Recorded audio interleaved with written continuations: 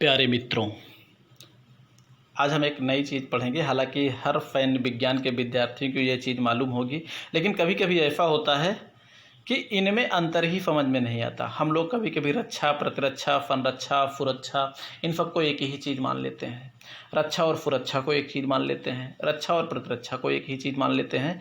तो हम इसमें, जबकि इसमें पर्याप्त अंतर भी है। चलिए उसी अंतर को आज हम लोग पढ़ेंगे कि रक्षा क्या है, प्रतिरक्षा क्या है, फनरक्षा क्या है और फुरक्षा क्या है। ठीक है, चलिए पहली बात, रक्षा क्या है। देखा जाए तो उसमें रक्षा फुरक्षा का मात्र एक अंग है। ठीक, सशस्त्र आक्रमण की दशा में रक्षा शब्द का प्रयोग किया जाता है। जैसे हम लोगों को कोई मारने दौड़ा है, ठीक है, वहाँ पर हम लोग क्या कहते हैं, मेरी रक्षा कीजिए। कभी नहीं कहते कि हमारी सुरक्षा कीजिए, क्योंकि सुरक्षा विस्तृत अवधारणा है। सुरक्षा तो हम उस समय प्रयोग करते हैं जब वास्तव में हम कभी असुरक्षित महसूस करते हैं कि हम अपनी सुरक्षा को ध्यान में रखकर हम ये कार्य कर रहे हैं।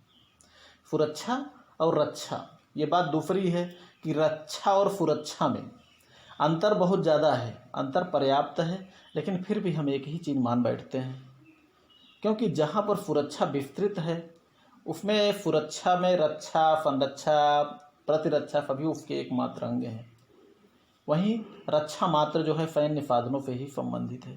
चलिए इसमें देखते हैं। रक्षा के अंतर्गत बचाव कार्य हथियारों के माध्यम से किया जाता है और संभावित आक्रमण या हमले से बचाव हेतु हम जो भी अपनी तैयारी करते हैं वह रक्षा की ही श्रेणी में आता है। थोड़ा सा मिसप्रिंट हुआ है मित्रों, ये है संभावित आक्रमण या हमले से बचाव है तो हम जो भी अपनी तैयारी करते हैं वो जो है रक्षा की ही श्रेणी में आता है। उम्मीद करते हैं ये थोड़ा सा टाइप मिस्टेक हो गया है, आप लोग समझ गए होंगे। तो रक्षा की ही श्रेणी में आता है। और इसमें जो है शर्त क्या होती है, भाई आक्रमण हुआ है या संभावित आक्रमण है, संभावित शत्रु हैं, तो चूंकि शत्रुओं से बचने के लिए हम विकास कार्य की ओर ध्यान तो देते नहीं। भाई अगर शत्रुओं की बात है तो हम वहाँ पर सिर्फ हथियारों की बात करते हैं। भाई शत्रु क्या करेगा, शत्रु सीधे हम पे अटैक करेगा हथियारों के साथ, सेनाओं के साथ। तो वहाँ पर हम जो व्यवस्था अपने लिए शत्रु से जो रक्षा की बात सोचेंगे, वहाँ पर हम अपने हथियारों के बारे में सोचेंगे, युद्ध यंत्रों के बारे में सोचेंगे, सेनाओं के बारे में सोचेंगे। ठीक, चलिए रक्षा संगठनों एवं सुरक्षा समझौतों में, ठीक, रक्षा संगठनों, हालांकि इसमें सुरक्षा नहीं, ये सिर्फ रक्षा समझौता होना चाहिए, थोड़ा सा मिसप्रिंट हुआ है। रक्षा संगठनों एवं रक्षा समझौते में उन्हीं बातों पर सहमति होती है जो सेनाओं, युद्ध यंत्रों, हथियारों आदि से संबंधित होती है। उसमें व्यापारिक, राजनैतिक, आर्थिक बातें उसमें नहीं होंगी। जैसे नाटो, ये एक रक्षा संगठन है। नाटो के बदले में सोवियत संघ का जो संगठन था वो वार्सा, ये भी एक रक्षा संगठन है या सैन्य संगठन हम मानते हैं इसको, जो कि रक्षा को ही ध्यान में रखकर किया गया था, इनकी स्थापना की गई थी। भाई नाटो ग्रुप अमेरिका का था, जो कि सोवियत सुरक्षा, सोवियत संघ के खतरे को ध्यान में रखकर उसने बनाया था, नाटो की स्थापना की थी सैन्य संगठन को। और नाटो के बदले में सोवियत संघ ने जो है वार्सा पैक्ट की स्थापना की थी।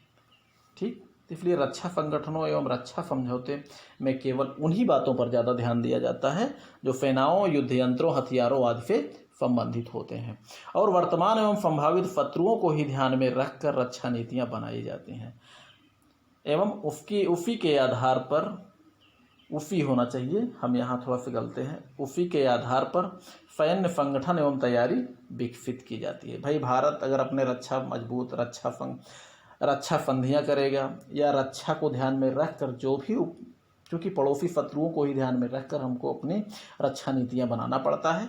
रक्षा नीतियों के अतिरिक्त पड़ोसी की जितनी ताकत होती है उसी के अनुरूप हम अपनी ताकत को बनाने का प्रयास करते हैं और प्रयास करते हैं कि उससे ज़्यादा हो जाए। ठीक, यहाँ हम आर्थिक विकास, राजनैतिक विकास, इन सब पर हम ध्यान नहीं देते। ये बात दूसरी है कि अर्थव्यवस्था, कहते हैं ना, अर्थव्यवस्था प्रतिरक्षा की चौथी भुजा होती है, क्योंकि हमारी अर्थव्यवस्था जितनी मजबूत होगी उतनी ही हम अच्छी तरह से अपनी रक्षा कर पाएंगे। अब उसी तरह और ये भी कहा जाता है कि वित्त पर जितनी अधिक सेनाएं निर्भर करती हैं उतना कोई और चीज़ें नहीं। लेकिन ये सभी अर्थव्यवस्था, वित्त, ये सभी सुरक्षा की अंग हैं, राष्ट्रीय सुरक्षा के अंग हैं। अब रक्षा में जहाँ तक बात है, सिर्फ जो है सेनाओं, युद्ध यंत्रों और हथियारों के बारे में हमको ध्यान देना है या ध्यान दिया जाता है। तो आप समझ गए होंगे, रक्षा में सिर्फ रक्षा अर्थात आक्रमण की दफा में रक्षा, शत्रुओं से रक्षा अर्थात जिससे हम डर रहे हैं उसके द्वारा जो अपनी तैयारी करते हैं, सेनाओं से, हथियारों से, सेनाओं की भर्ती करते हैं, युद्ध यंत्रों की बात, युद्ध यंत्र बनवाते हैं, तो ये सिर्फ रक्षा को ध्यान में रखकर कराते हैं हम लोग। चलिए आगे हम लोग देखते हैं प्रतिरक्षा क्या है। यह भी सुरक्षा का मात्र एक अंग है। किसी राष्ट्र पर अगर सशस्त्र आक्रमण हो चुका हो तो उसके बदले में की गई कार्यवाही को प्रतिरक्षा कहते हैं। ठीक, यह सशस्त्र कार्रवाई के दौरान क्रिया के बदले एक प्रकार से प्रतिक्रिया है। क्रिया और प्रतिक्रिया आप लोग पढ़े होंगे न्यूटन के गति विषयक तृतीय नियम। तो क्रिया के संपूर्ण क्रिया के समान किंतु विपरीत प्रतिक्रिया होती है। भाई अगर हमको कोई मारेगा, हम गांधी जी तो है नहीं, अगर राष्ट्र गांधी बनकर जिएगा या जीने का प्रयास करेगा तो जी नहीं पाएगा, सीधी सी बात है। आज के समय में जो कंडीशन चल रही है, अगर कोई राष्ट्र अगर ये समझे कि हम गांधी जी की तरह एक थप्पड़ मारे, एक थप्पड़ एक गाल पे मारे तो दूसरा भी गाल कर दें, तो ये संभव नहीं है। अगर हम पर कोई आक्रमण करेगा तो उसका प्रतिकार हम करेंगे, कोई हमको मारेगा तो हम उसको मारेंगे। ठीक, तो वही है प्रतिरक्षा, अर्थात यह सशस्त्र कार्रवाई के दौरान क्रिया के बदले एक प्रतिक्रिया है। अब प्रतिरक्षा की शर्त क्या है? प्रतिरक्षा उस समय अपनाई जाती है जब सशस्त्र आक्रमण आप पे हो चुका हो, सशस्त्र आक्रमण या हमला हो चुका हो और इसे हम एक प्रकार से जवाबी कार्रवाई मानते हैं। तो आप उम्मीद कर सकते हैं रक्षा और प्रतिरक्षा में अंतर हो गया। रक्षा संभावित शत्रुओं, वर्तमान शत्रुओं सबको ध्यान में रखकर हम जो भी तैयारी अपनी अपनाते हैं, अपनी तैयारी कम होती है तो रक्षा संगठन बनाते हैं, पड़ोसी मित्रों से रक्षा समझौते करते हैं, तो वो सब रक्षा पड़ोसियों से हथियार खरीदते हैं, अपने सैनिकों संगठनों को मजबूत करते हैं। तो वो जो है संभावित शत्रुओं या हमले के डर से हम जो कर रहे हैं वो है रक्षा। अब प्रतिरक्षा क्या है? जब हम पर किसी ने आक्रमण कर दिया है उसके बदले में हम जो कार्रवाई अपनाते हैं, ठीक, जो जवाबी कार्रवाई अपनाते हैं वो है प्रतिरक्षा। अगला है संरक्षा। संरक्षा भी देखा जाए तो जब लंबे समय तक के लिए या आजीवन या किसी की जिम्मेदारी हम अपने ऊपर ले लेते हैं, जैसे कहा जाता है हमने उसको गोद ले लिया है, अर्थात हमने उसको अपने संरक्षण में ले लिया है। ठीक, तो वही समझिए जैसे भारत भूटान का एक संरक्षित राज्य है। चलिए, जब लंबे समय तक के लिए हम किसी या आजीवन के लिए किसी की जिम्मेदारी अपने ऊपर ले लेते हैं तो उसे संरक्षा कहा जाता है। जैसे भूटान भारत का एक संरक्षित राज्य है।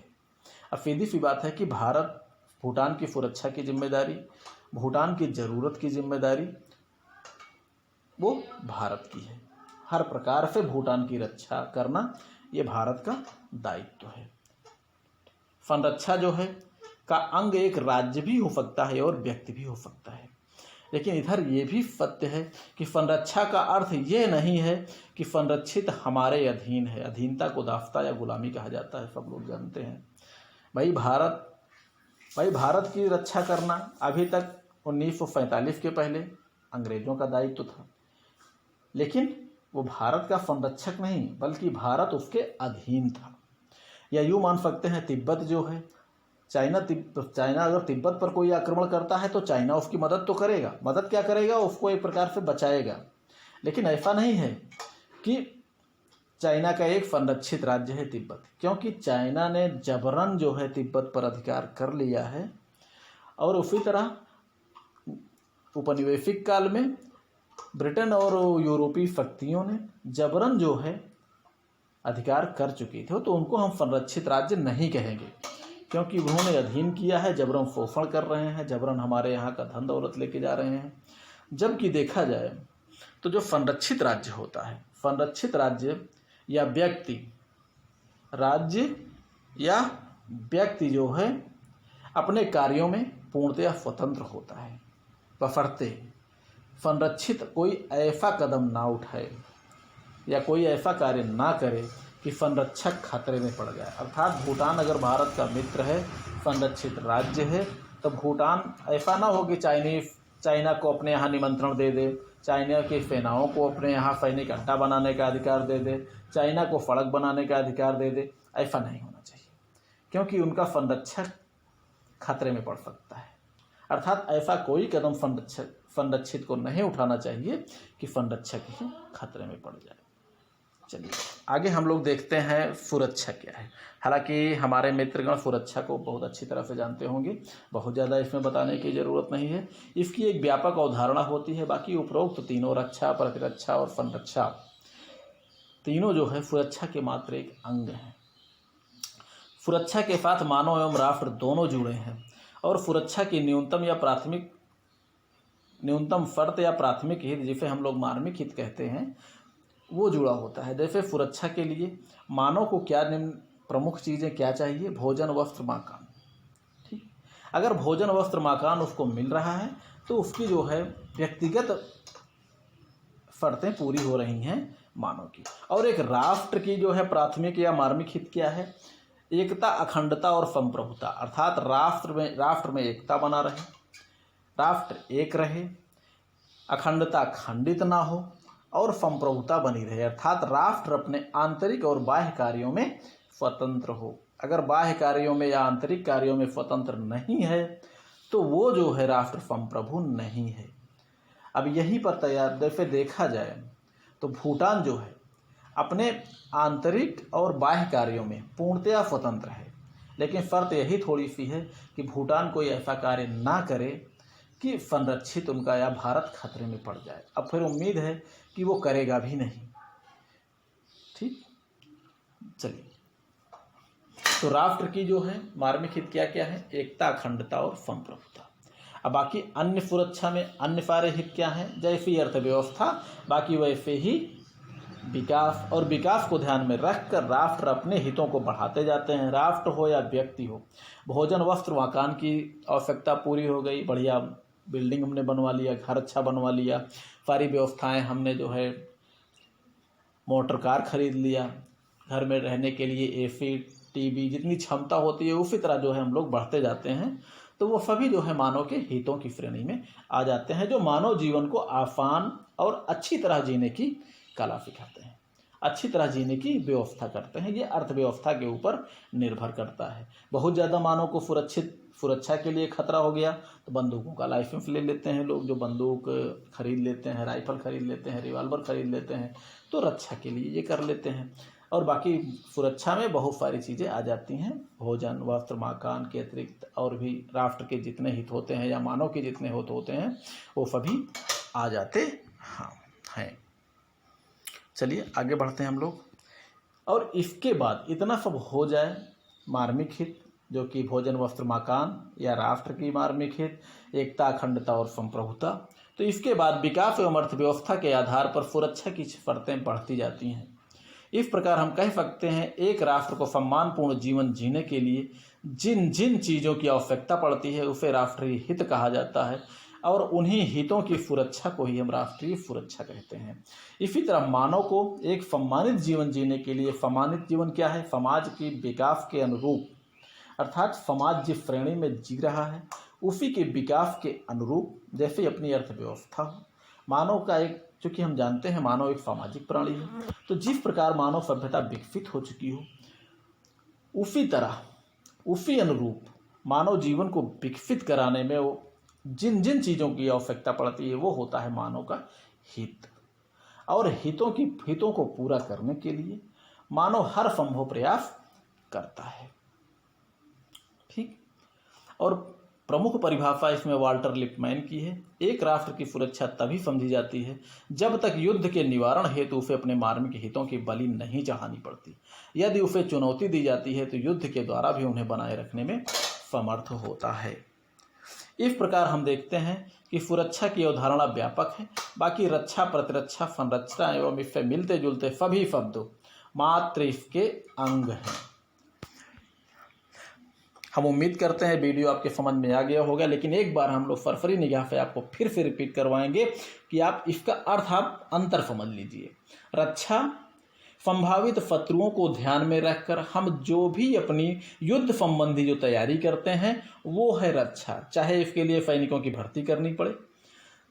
संभावित शत्रुओं को ध्यान में रखकर, संभावित का मतलब जो हमारे पड़ोसी हों, पड़ोसी शत्रु होते हैं भाई। कहीं कहीं पर व्यवस्था होती है कि हमारे राष्ट्र को खतरे में डालने के लिए हमारे आंतरिक तत्व ही होते हैं, विद्रोह की दफा में भी, तो वहाँ पर भी हम अपनी रक्षा के लिए अपनी सेनाओं को, पुलिस फोर्स को की जो भर्ती करेंगे, जो इसी तरह भर्ती करेंगे वो सब रक्षा की श्रेणी में आएगी।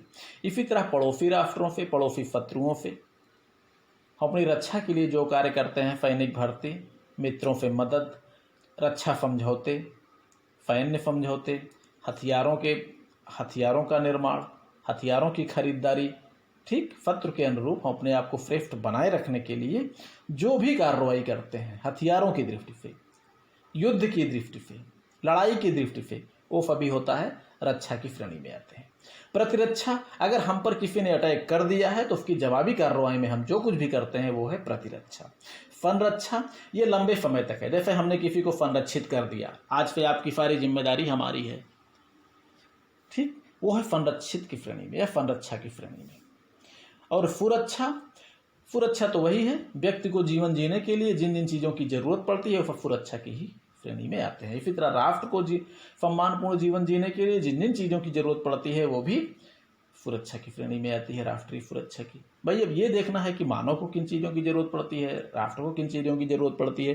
भाई जैसे मानव को जरूरत पड़ गई, भोजन वस्त्र मकान मार्मिक हित पूरे हो गए, अच्छे कपड़े, अच्छा घर, ठीक, बिजली, टीवी, कूलर, पंखा, कार, ठीक, हवाई जहाज, और जो भी अपने जीवन में सरल बनाने के लिए जो भी प्रक्रिया अपनाई जाती है वो सब सुरक्षा की श्रेणी में। इसी तरह राष्ट्र के लिए भी एकता, अखंडता, संप्रभुता।